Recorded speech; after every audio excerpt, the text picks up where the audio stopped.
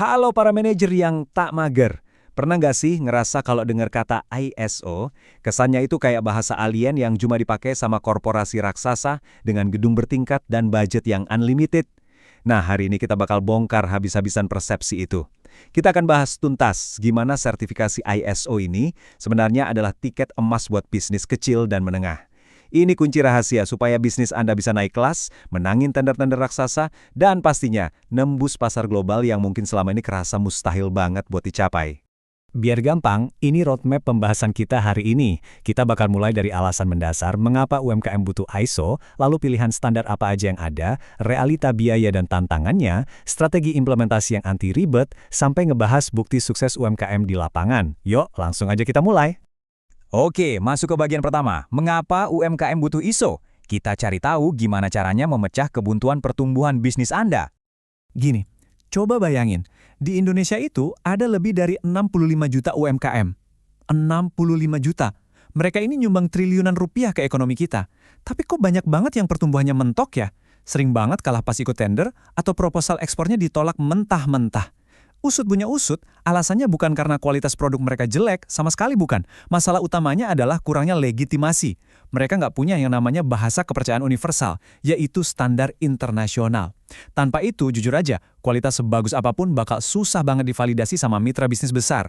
Terus pasti muncul dong pertanyaan di kepala Anda, emangnya UMKM tuh sungguh bisa dan beneran perlu ya dapetin SO? Mari kita hancurkan mitosnya sekarang juga. Sekali lagi, SO itu bukan cuma mainan buat perusahaan yang tajir melintir. Jawabannya adalah, yes, sangat bisa dan wajib banget. Kenapa? Karena yang dinilai itu bukan seberapa megah atau mewahnya gedung kantor Anda, tapi seberapa besar komitmen Anda dalam ngejalanin sistem manajemen yang terstruktur. Tujuannya satu, untuk terus ngebangun kepercayaan konsumen. Lanjut ke bagian kedua, pilihan standar ISO bisnis. Gimana sih nentuin fokus yang tepat buat perusahaan Anda? Nah, milih standar ISO itu benar-benar murni keputusan strategis dari level eksekutif dan harus didasarin sama kelemahan operasional terbesar bisnis Anda. Pemetaannya tuh lumayan jelas. Misalnya nih, kalau bisnis Anda di bidang makanan, ISO 2200 tentang keamanan pangan itu udah harga mati. Beda lagi kalau Anda di perusahaan IT, ISO 27001 wajib banget dipunya buat ngelindungin data klien. Tapi, sebagai manajer yang pastinya peduli banget sama efisiensi, saya super merekomendasikan ISO 9001 sebagai titik awal yang paling logis. Ini tuh ibarat pondasi dasar dari sistem manajemen mutu, yang bisa mastiin konsistensi kualitas buat hampir semua jenis bisnis. Jadi saran saya, mulailah dari sini sebelum merambah ke standar-standar lainnya. Masuk ke bagian ketiga, realita biaya dan tantangan. Saatnya kita hitung-hitungan investasi secara blak-blakan, tanpa pemanis buatan. Ini ibarat dua sisi mata uang yang harus kita hadapi bareng-bareng. Di satu sisi, return on investment alias ROI-nya itu luar biasa gila-gilaan. Kepercayaan klien bakal meroket, akses ke tender-tender raksasa kebuka lebar, dan Anda dapat tiket VIP buat masuk ke pasar global. Tapi, di sisi lain, ada tantangan yang benar-benar nyata. Ada biaya yang harus disiapin, keterbatasan tenaga kerja yang mungkin Anda rasain, dan ini nih, momok terbesarnya, tumpukan beban administrasi. Tapi tenang, jangan panik dulu.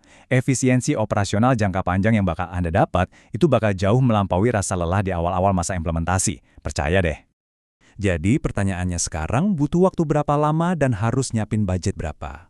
Secara realistis, proses sertifikasi ini tuh butuh waktu sekitar 1-3 bulan aja. Kalau ngomongin estimasi biaya, ini lumayan fleksibel kok, berkisar antara 8-35 juta rupiah untuk ISO 9001. Tentunya, ini balik lagi tergantung dari skala dan kesiapan bisnis Anda. Dan ada kabar baik nih, belakangan ini makin banyak program pemerintah yang ngasih subsidi atau bahkan pendampingan gratis loh buat UMKM terpilih. Jadi selalu buka mata lebar-lebar buat nyari peluang emas kayak gini. Nah, ini dia bagian keempat yang pasti ditunggu-tunggu, strategi implementasi anti ribet. Kita bahas gimana caranya ngatur beban administrasi. Tahu nggak sih, banyak banget yang akhirnya mundur teratur dari ISO gara-gara takut tenggelam di lautan kertas. Halo, kita ini kan hidup di era digital modern, ngapain dibikin pusing? Gini cara ngakalinnya. Pertama, balik lagi, mulai aja dulu dari ISO 9001 buat ngebangun pondasi mutu yang kuat.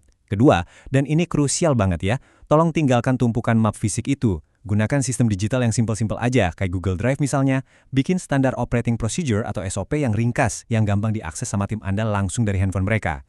Terus yang ketiga, tinggal lakuin deh audit internal rutin sendiri. Lewat pendekatan digital yang ramping kayak gini, kepatuhan operasional itu bakal berjalan super lancar dan pastinya tanpa stres. Masuk ke bagian kelima, bukti sukses UMKM ekspor. Kita lihat gimana langkah pasti dari lokal menuju panggung global. Terus, mungkin Anda mikir, emangnya kerangka kerja dan investasi repot-repot gini beneran sepadan? Wah, tentu saja sepadan. Contoh nyatanya ada nih. Sebuah UMKM makanan ringan di Yogyakarta itu berhasil nembus ketatnya pasar Singapura dan Jepang. Rahasianya? Ya karena mereka sukses nerapun ISU 22000. Cerita yang sama juga datang dari UMKM kerajinan tangan di Jepara, yang sukses besar memperluas distribusi nasional bahkan sampai ekspor berkat penerapan manajemen mutu dari ISO 9001. Hasilnya apa? Mereka sekarang nggak lagi dipandang sebelah mata. Mereka dipandang sejajar sebagai mitra bisnis kelas dunia karena punya sertifikasi yang memang diakui secara internasional. Keren banget kan? Nah, ujung-ujungnya, cerita sukses tadi ngebawa kita ke satu pertanyaan yang lumayan provokatif buat Anda pikirin hari ini. Siapkah bisnis Anda naik kelas dan menembus pasar global? Ingat, standarisasi itu bukanlah tembok tebal yang membatasi pergerakan, melainkan sebuah tangga kokoh yang siap mengangkat bisnis Anda ke level berikutnya. Sekarang, keputusan sepenuhnya ada di tangan Anda para eksekutif. Bagikan informasi ini juga berguna, dan jangan lupa like dan follow untuk informasi lainnya dari YouTube channel @manajertakmager, channel tentang improvisasi bisnis dengan referensi data scientist.